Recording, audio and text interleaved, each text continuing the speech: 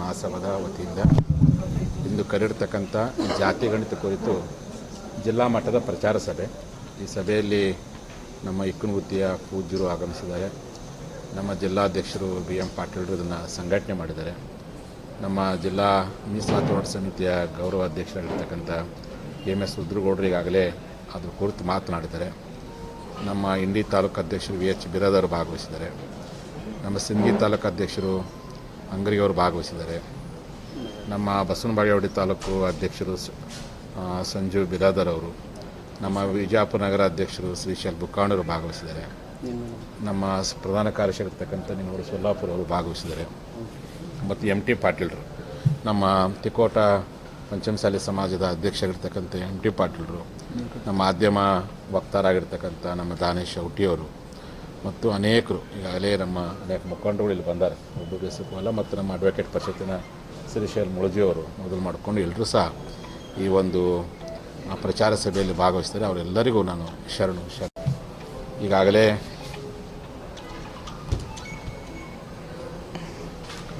ಲಿಂಗಾಯತ ಪಂಚಮಸಾಲಿಗಳು ಈ ಜಾತಿ ಗಣತಿಯಲ್ಲಿ ಯಾವುದನ್ನು ಬರೆಸಬೇಕು ಅನ್ನೋದು ಕುರಿತು ಜುಲೈ 13ನೇ ತಾರೀಕು ವಿಜಯಪುರದಲ್ಲಿ ನಡೆದಂತಹ ಲಿಂಗಾಯತ ಪಂಚಮಸಾಲಿ ಅಡ್ವೊಕೇಟ್ ಪರಿಷತ್ತಿನ ರಾಜ್ಯ ಕಾರ್ಯಕಾರಿಣಿಯ ಮೊದಲ ಚಿಂತನೆ ಸಭೆಯಲ್ಲಿ ಒಂದು ಸುದೀರ್ಘವಾಗಿರ್ತಕ್ಕಂಥ ಚಿಂತನೆಯನ್ನು ಮಾಡಿ ಚಿಕ್ಕೋಡಿಯಲ್ಲಿ ಸೆಪ್ಟೆಂಬರ್ 14ನೇ ತಾರೀಕು ನಡೆದಂಥ ಲಿಂಗಾಯತ ಪಂಚಮಸಾಲಿ ಅಡ್ವೊಕೇಟ್ ಪರಿಷತ್ತಿನ ರಾಜ್ಯ ಕಾರ್ಯಕಾರಿಣಿಯ 2ನೇ ಚಿಂತನೆ ಸಭೆಯಲ್ಲಿ ಒಂದು ನಿರ್ಣಯವನ್ನು ಮಾಡಲಾಯಿತು.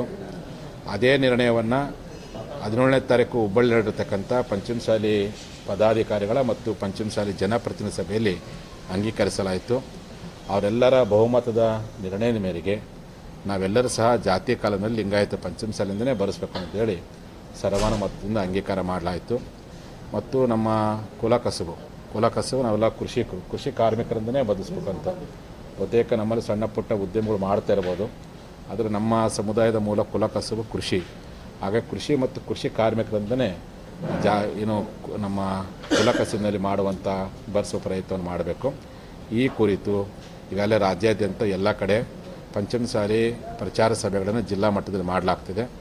ನಿನ್ನೆ ತಾಳಿಕೋಟೆಯಲ್ಲಿ ಅದಕ್ಕೆ ಚಾಲನೆ ಕೊಟ್ಟು ಇವತ್ತು 4 ವಾರದಲ್ಲಿ ಅದಕ್ಕೆ ಪೂಜೆ ಸಲ್ಲಿಸಿ ವಿಜಯಪುರದಲ್ಲಿ ಸಭೆ ಮಾಡಿದ್ವಿ. ಇದಾದ ನಂತರ ಎಲ್ಲ ಜಿಲ್ಲೆಗಳಲ್ಲಿ ಪ್ರಚಾರ ಸಭೆಗಳನ್ನು ಮಾಡಿ ಜನರಲ್ಲಿ ಜಾಗೃತಿ ಮೂಡಿಸೋ ಕೆಲಸವನ್ನು ಮಾಡಲಾಗ್ತದೆ. ಆ ಕಾರಣಕ್ಕೋಸ್ಕರವಾಗಿ ಎಲ್ಲ ಲಿಂಗಾಯತ ಪಂಚಮಸಾಲಿಗಳು ಜಾತಿ ಗಣತಿಯಲ್ಲಿ ನೀವೆಲ್ಲರೂ ಕಡ್ಡಾಯವಾಗಿ ಲಿಂಗಾಯತ ಪಂಚಮಸಾಲಿ ಅಂತೇಳಿ ಬರೆಸಬೇಕು. ಮತ್ತು ಧರ್ಮದ ಕಾಲದಲ್ಲಿ ನಮ್ಮ ಮೀಸಲಾತಿ ಹೋರಾಟಕ್ಕೆ ಯಾವುದೇ ತೊಂದರೆ ಆಗಬಾರ್ದು ಅನ್ನೋ ಕಾರಣಕ್ಕೋಸ್ಕರವಾಗಿ ಹಿಂದೂ ಅನ್ನುವಂಥ ಶಬ್ದವನ್ನು ಬರೆಸಬೇಕು ಅಂತೇಳಿ ಈಗಾಗಲೇ ಸರ್ವಾನುಮತದಿಂದ ಬಹುಮತದ ಆಧಾರದ ಮೇಲೆ ಆ ನಿರ್ಣಯಕ್ಕೆ ಬಂದಲಾಗಿದೆ.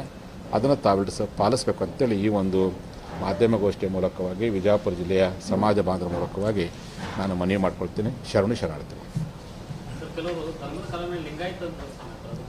ನಾನು ಅದನ್ನೇನು ಹೇಳಕ್ಕೆ ಹೋಗಲ್ಲ. ಯಾಕಂದರೆ ನಮ್ಮ ಸಮಾಜದ ವಕೀಲರ ಪರಿಷತ್ತು ನಮ್ಮ ಸಮಾಜ ಜನಪ್ರತಿನಿಧಿ ಸಭೆಯಲ್ಲಿ ಬಹುಮತದ ಆಧಾರದ ಮೇಲೆ ನಿರ್ಣಯ ಮಾಡಿದ್ವಿ. ಅದೇ ನಿರ್ಣಯವನ್ನು ನಮ್ಮ ಉಭಯ ಪೀಠಗಳ ಗುರುಗಳು ನಿರ್ಣಯ ಮಾಡಿ ಸಮಾಜ ಸದಸ್ಯ ಕೊಟ್ಟರು. ಲಿಂಗಾಯತ ಪಂಚಮಸಾಲಿ 08 ಜಾತಿ ಕಾಲದಲ್ಲಂತೂ ಕ್ಲಿಯರ್ ಕಟ್ ಆಗೈತೆ. ಅದು ಯಾವುದೇ ಭಿನ್ನಾಭಿಪ್ರಾಯ ಯಾವುದೂ ಇಲ್ಲ. ಧರ್ಮದ ಕಾಲದಲ್ಲಿ ಸ್ವಲ್ಪ ಮಟ್ಟಿಗೆ ಜನರಿಗೆ ಗೊಂದಲ ಇತ್ತು. ನಾವೆಲ್ಲ ಅಡ್ವೊಕೇಟ್ ಪರಿಷತ್ತು ಮತ್ತು ನಮ್ಮ ಸಮಾಜದ ಜನಪ್ರತಿನಿಧಿ ಸಭೆಯಲ್ಲಿ ನಮ್ಮ ಮೀಸಲಾತಿ ಹೋರಾಟಕ್ಕೆ ತೊಂದರೆ ಆಗಬಾರ್ದು. ಹಾಗಾಗಿ ಲಿಂಗಾಯತನವಂಥ ಧರ್ಮಕ್ಕೆ ಕೋಡ್ ಸಿಗೋವರೆಗೂ ಈಗಿರುವಂಥ ಹಿಂದೂ ಧರ್ಮದ ಕೋಡ್ ಇದೆ, ಆ ಕೋಡಲ್ಲೇ ಅದು ಬರೆಸಬೇಕು ಅಂತೇಳಿ ಹೇಳ್ತೀವಿ. ಈಗ ಮಠಾಧೀಶರ ಒಕ್ಕೂಟ ಉಚ್ಚಾಟನೆ ವಿಚಾರವಾಗಿ ಕೂಡಲ ಸಂಗಮ ಸ್ವಾಮೀಜಿಯವರ ಬೆಂಬಲಕ್ಕೆ ಉಚ್ಚಾಟನೆ ಮಾಡಿ ಸರಿಯಲ್ಲ ಬೆಂಬಲ ಸೂಚಿಸಿದ್ದಾರೆ. ಉಚ್ಚಾಟನೆ ಬಳಿಕ ನೀವು ಕೂಡ ಏನು ಹೇಳಿದ್ರಿ, ಉಚ್ಚಾಟನೆ ಅದು ಕಾನೂನುಬದ್ಧ ಅಲ್ಲ, ಉಚ್ಚಾಟನೆ ಮಾಡೋಕ್ಕೆ ಬರಲ್ಲ. ಒಂದು ಕಡೆ ಪರ್ಯಾಯವಾಗಿ ಮತ್ತೊಂದು ಪೀಠವನ್ನು ಮಾಡ್ತಾರೆ. ಏನು ನಾನು ಭಕ್ತರ ತೀರ್ಮಾನವೇ ಅಂತಿಮ ತೀರ್ಮಾನ. ನನ್ನ ಕೂಡಲ ಸಂಗಮದ ಪಂಚಮಸಾಲಿ ಪೀಠವನ್ನು ಭಕ್ತರು ಮಾಡಿದ್ದು 2008 ಸ್ಥಾಪನೆ ಮಾಡಿದ್ದು. ಅದು ಸರ್ವತಂತ್ರ ಸ್ವತಂತ್ರವಾಗಿರ್ತಕ್ಕಂಥ ಪೀಠ. ಹಾಗಾಗಿ ಲಿಂಗಾಯತ ಮಠಾಧೀಶಗಳ ಒಕ್ಕೂಟ ಆಗಿರ್ಬೋದು, ಆಮೇಲೆ ಸಹೃದಯ ಸಂತರ ಒಕ್ಕೂಟ ಆಗಿರ್ಬೋದು, ಎಲ್ಲ ಪೂಜ್ಯರು ನನಗೆ ಆಶೀರ್ವಾದ ಮಾಡಿದ್ದಾರೆ. ಅವರೆಲ್ಲರೂ ಸಮಕ್ಷಮದಲ್ಲೇ ಪೀಠವನ್ನು ಮುಂದುವರಿಸಿರ್ತಕ್ಕಂಥದ್ದು. ಆ ಕಾರಣಕ್ಕೋಸ್ಕರವಾಗಿ ನನ್ನ ಪೀಠಕ್ಕೆ ಒಂದು ಸ್ವಂತ ಜಾಗವನ್ನು ಕೊಡ್ತೀವಿ ಅಂತೇಳಿ ಟ್ರಸ್ಟ್ ಮುಖಾಂತರ ನಮಗೆ ಭರವಸೆ ಕೊಟ್ಟಿದ್ದರು. ಆ ಪೀಠಕ್ಕೂ ಜಾಗವನ್ನು ಕೊಡಲಿಲ್ಲ. ಆಮೇಲೆ ನಮ್ಮನ್ನು ಟ್ರಸ್ಟ್ನ ಅಧ್ಯಕ್ಷ ಮಾಡ್ತೀವಿ ಅಂತ ಹೇಳಿದ್ರು, ಅದನ್ನೂ ಮಾಡಲಿಲ್ಲ. ಹಾಗಾದ್ರು ವೈಯಕ್ತಿಕವಾದ ಟ್ರಸ್ಟ್ ಮಾಡ್ಕೊಂಡಿದ್ದಾರೆ. ನನ್ನ ಪೀಠ ಸ್ವತಂತ್ರ ಪೀಠ, ಭಕ್ತರು ಮಾಡಿರ್ತಕ್ಕಂಥ ಪೀಠ. ಆ ಟ್ರಸ್ಟ್ನವ್ರು ಕೆಲವರು ಜನ ಮಾಡ್ಕೊಂಡಿದ್ದು ಅಂತ 1000 ಟ್ರಸ್ಟು ಇಡೀ ಕರ್ನಾಟಕದಲ್ಲದು ಪಂಚಮಸಾಲಿ ಸರಲ್ಲಿ. ಟ್ರಸ್ಟ್ಗಳಿಗೂ ಪೀಠಕ್ಕೂ ಯಾವುದೇ ಸಂಬಂಧವಿಲ್ಲ. ಪೀಠ ಸ್ವತಂತ್ರ. ಕೂಡಲ ಸಂಗಮದಲ್ಲಿ ಮೂಲ ಪೀಠ. ಅಲ್ಲಿ ಎಲ್ಲಿ ಭಕ್ತರು ಆ ಸ್ಥಳವನ್ನು ಎಲ್ಲಿ ಕೊಡ್ತಾರೋ ಅಲ್ಲಿ ಆ ಪೀಠವನ್ನು ಅಲ್ಲಿ ಸ್ಥಳಾಂತರಗೊಳಿಸ್ತೀವಿ. ಅಲ್ಲ, ಅದು ಭಕ್ತ ಸಮಾಜ ಬಾಂಧವರು ಕೂಡಿ ಗುರುಗಳನ್ನ ಬೈಲಲ್ಲಿ ನಾವು ಪೀಠವನ್ನು ಸ್ಥಾಪನೆ ಮಾಡಿದ್ವಿ. ಆ ಪೀಠಕ್ಕೆ ನಮ್ಮ ಸಂಗಮೇಶ್ವರ ಉಚಿತ ಪ್ರಶ್ನೆ ಆಶ್ರಯ ಕೊಟ್ಟರು. ಅಲ್ಲಿ 4 ವರ್ಷ ಇದ್ವಿ. ಆಮೇಲೆ ಇವರು ಪೀಠಕ್ಕೆ ಭೂಮಿ ಕೊಡ್ತೇವೆ ಅಂದರೆ ತಮ್ಮ ಹೆಸರು ಭೂಮಿ ಮಾಡಿಕೊಂಡ್ರು. ಆಮೇಲೆ ನಿಮ್ಮ ಟ್ರಸ್ಟ್ ಅಧ್ಯಕ್ಷ ಮಾಡ್ತೀವಿ ಅಂತ ಅಧ್ಯಕ್ಷನೂ ಮಾಡಲಿಲ್ಲ. ಇದಕ್ಕೆ ನಾನು ಏನು ಮಾಡಿದೆ, ಅಲ್ಲಿ ಕಟ್ಟೋದು ಬೇಡ ಅಂತ ತಿಳ್ಕೊಂಡು ಜನರ ಮನಸ್ಸನ್ನು ಕಟ್ಟೋ ಕೆಲಸ ಮಾಡಿದೆ. ಅದು ಶಾಶ್ವತ ಅಂತ. ಒಂದು ಪೀಠದ ಹೆಸರು ಭೂಮಿ ಇರಬೇಕಾಗಿತ್ತು ಅಥವಾ ಗುರುಗಳನ್ನ ಅಧ್ಯಕ್ಷ ಮಾಡೋಕ್ಕಾಗಿತ್ತು, ಅದೇನೂ ಮಾಡಲಿಲ್ಲ. ಅದಕ್ಕೆ ಸಮಾಜ ಶಾಶ್ವತ ಅಂತ ತಿಳ್ಕೊಂಡು ಬಸವಣ್ಣವ್ರ ತತ್ವ ಜಂಗಮ ತತ್ವ. ಹಾಗಾಗಿ ಸಮಾಜವನ್ನು ಕಟ್ಟುವಂಥ ಕೆಲಸ ಮಾಡಿದೆ. ಅದು ಕಟ್ಟಿದ್ದೆ ಒಳ್ಳೆಯದಾಯಿತು.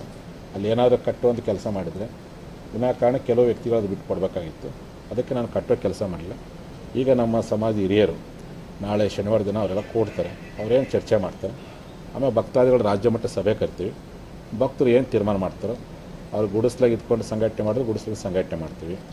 ಇನ್ನು ಎಲ್ಲಿ ಇದ್ಕೊಂಡು ಸಂಘಟನೆ ಮಾಡ್ಕೊಂಡು ಅಲ್ಲಿ ಒಟ್ಟು ಕೂಡಲ ಮೂಲ ಪೀಠಕ್ಕೆ ಇಟ್ಕೊಂಡು ಬೇರೆ ಬೇರೆ ಕಡೆ ಶಾಖಾ ಮಠಗಳನ್ನು ಮಾಡುವಂಥ ಕೆಲಸಕ್ಕೆ ತಯಾರಾಗ್ತೀವಿ.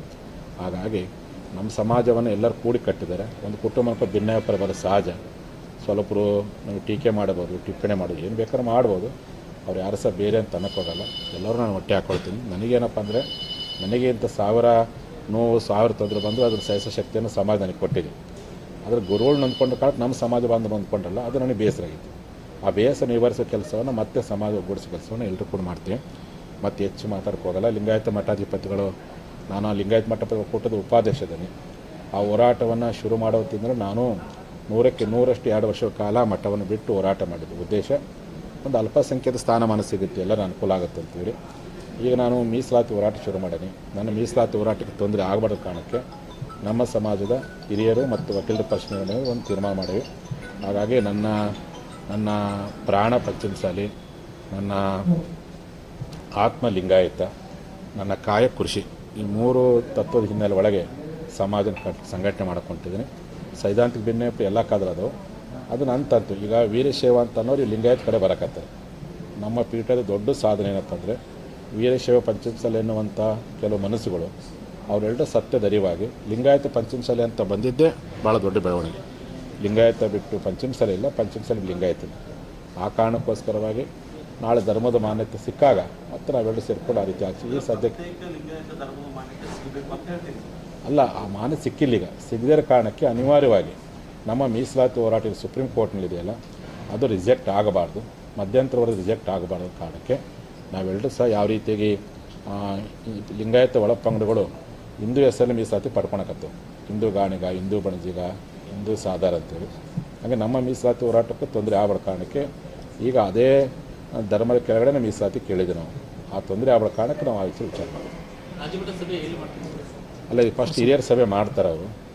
ಮೋಸ್ಟ್ಲಿ ಶನಿವಾರ ಮಾಡ್ತಾವೆ ಅಂದರೆ ಅಲ್ಲೊಂದು ಚರ್ಚೆ ಮಾಡ್ಕೊಂಡು ರಾಜ್ಯ ಮಟ್ಟ ಸಭೆಯನ್ನು ಎಲ್ಲ ಭಕ್ತರಿಗೆ ಅನುಕೂಲ ಆಗುವಂಥ ಸ್ಥಳ ಅಲ್ಲಿ ನೋಡ್ಕೊಂಡು ರಾಜ್ಯ ಮಟ್ಟ ಸಭೆ ಕರ್ಕೊಂಡು ಭಕ್ತರ ತೀರ್ಮಾನ ಅಂತಿಮ ತೀರ್ಮಾನ ಭಕ್ತರ ಅದಕ್ಕೆ ಮಾಡ್ತೀನಿ. ಯಾರ ಬಗ್ಗೆ ಟೀಕೆ ಟಿಪ್ಪಣಿ ಮಾಡೋ ಸದಸ್ಯ ಇರುತ್ತಲ್ಲ, ಮುಂದಿನ ವಿಚಾರವನ್ನು ಜಿಲ್ಲಾಧ್ಯಕ್ಷರು ಮತ್ತು ಗೌರವಾಧ್ಯಕ್ಷರು ಮಾತಾಡ್ತಾರೆ. ಅದು ನಾನು ಮಾತಾಡೋಕ್ಕಾಗಲ್ಲ, ಅವ್ರು ಮಾತಾಡ್ತಾರೆ. ನಾವೇನು ಮಾತಾಡೋಕ್ಕೆ ಹೋಗಲ್ಲ. ಮೊನ್ನೆ ಎಲ್ಲ ಕೂಡಿಸೋ ಮಾತಾಡೀನಿ ಎಲ್ಲ